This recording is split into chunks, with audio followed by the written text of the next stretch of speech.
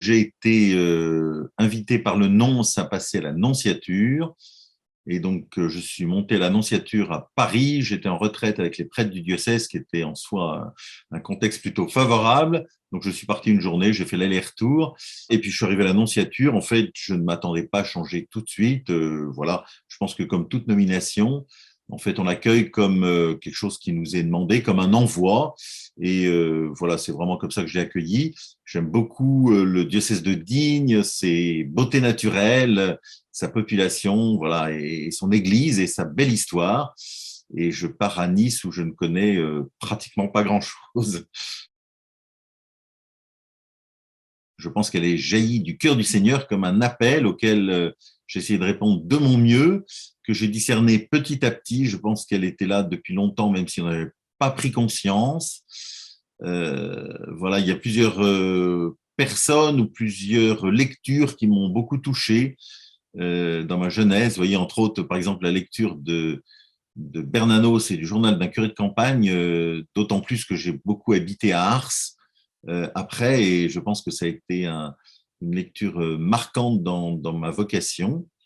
Voilà, et vous voyez, c'est plutôt plusieurs événements qui m'ont invité, qui m'ont poussé à me poser des vraies questions. Et puis quand je suis rentré, ben, j'ai pris le temps de laisser descendre tout ça, de discerner. Et puis je suis rentré au séminaire d'Ars.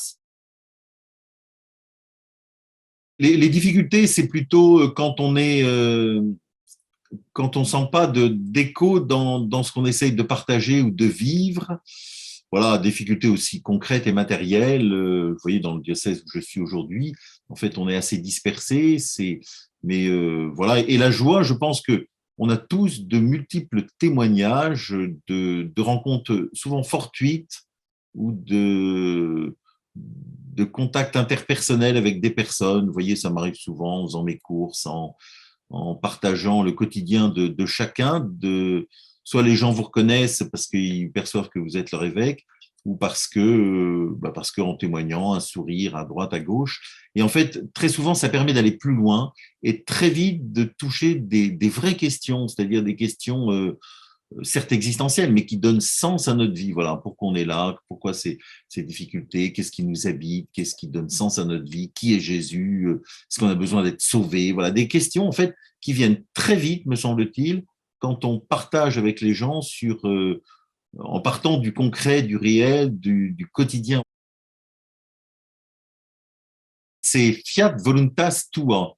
Donc, que ta volonté soit faite. En fait, c'est une phrase qui vient de la prière du Notre Père, qu'on récite tous les jours, qui m'a beaucoup marqué depuis des années et des années.